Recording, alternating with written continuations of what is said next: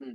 तर मी काही दिवसाआधी एका बुकमध्ये वाचलं होतं, की लाईफमध्ये ना, जर तुम्हाला तुमच्या सोल म्हणजे तुमच्या आत्माला फ्री करायचं असेल, तर music is one of the way. एक म्हणजे आपल्या लाईफमध्ये आपल्या सोलला फ्री करण्यासाठी एक रस्ता आहे आणि त्याचं नाव आहे म्युझिक.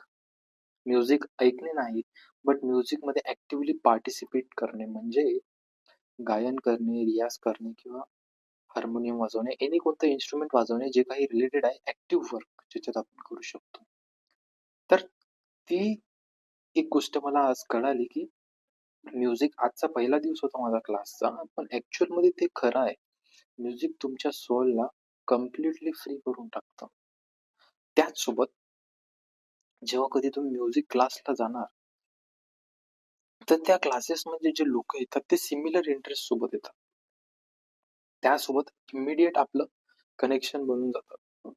कारण त्यांचं आणि आपलं गोल सेमच आहे.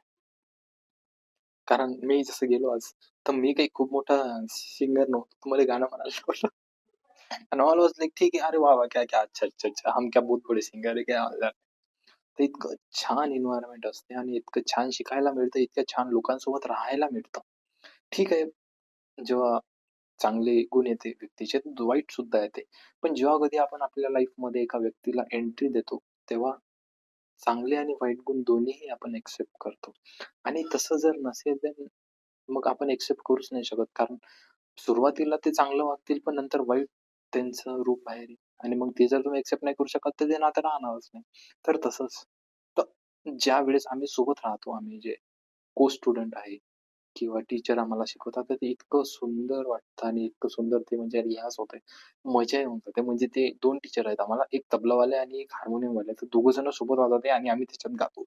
तर इतकं फील होते. आय, हाय, हाय! त्या फीलिंगचं नावच नाही सांगू शकत. मला इतकं छान वाटते, की लाइक मजा येऊन जाते. मजा येऊन जाते इन द सेन्स असं एक लिफ्टेड फील होते म्हणजे प्रसन्न फील होते. खूप छान वाटते.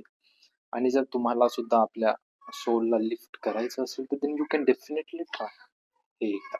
म्युझिक एकदा ट्राय करून बघा. प्लस डान्स सुद्धा आपल्या बॉडीला फ्री करते. तर that is also one of the thing जे आपण करू शकतो जर आपल्याला लाईफमध्ये आपल्या सोलला वगैरे फ्री करायचं असणार तर. सो या टुडे बेस्ट विशेस.